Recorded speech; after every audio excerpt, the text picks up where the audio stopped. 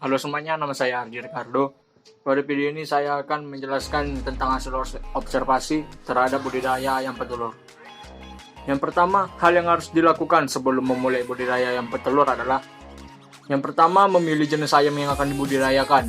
Jika ingin memulai budidaya ayam petelur, pilihlah jenis ayam yang akan dibudidaya. Ada dua jenis, yaitu ayam petelur putih dan ayam petelur coklat. Yang kedua ada pemilihan lokasi.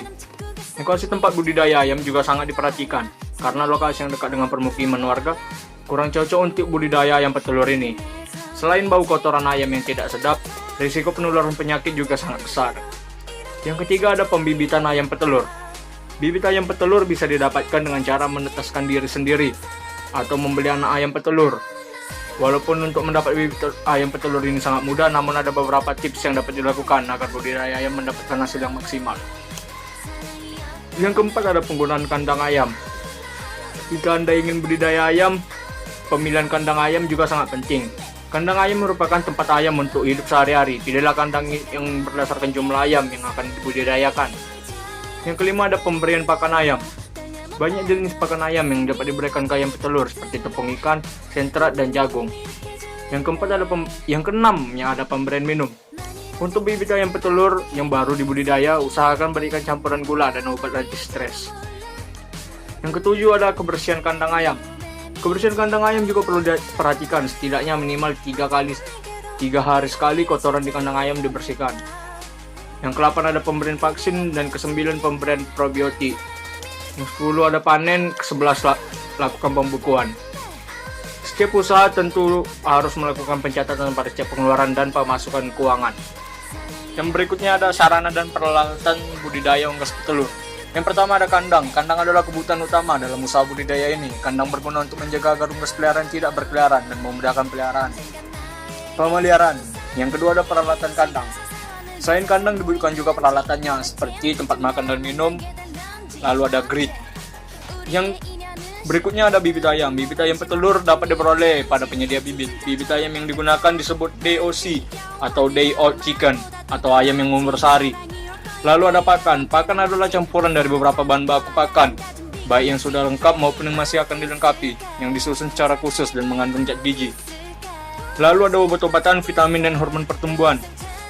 Obat-obatan diberikan kepada unggas jika diperlukan. Lalu ada peralatan panen. Peralatan panen diperlukan untuk mempermudah dan mempercepat panen. Di samping itu, peralatan panen dapat digunakan untuk menjaga telur yang dihasilkan tidak pecah dan rusak. Lalu ada panen.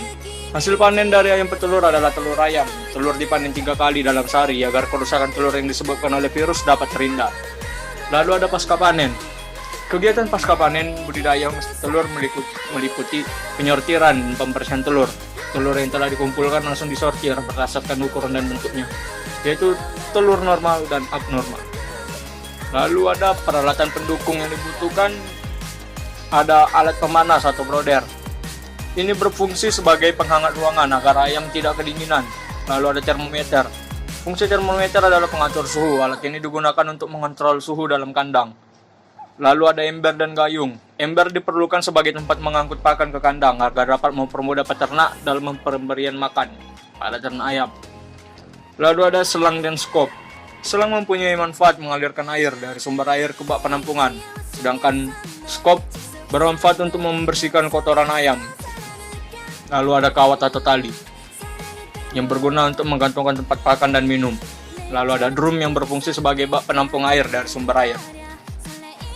Berikutnya ada evaluasi, analisa ekonomi.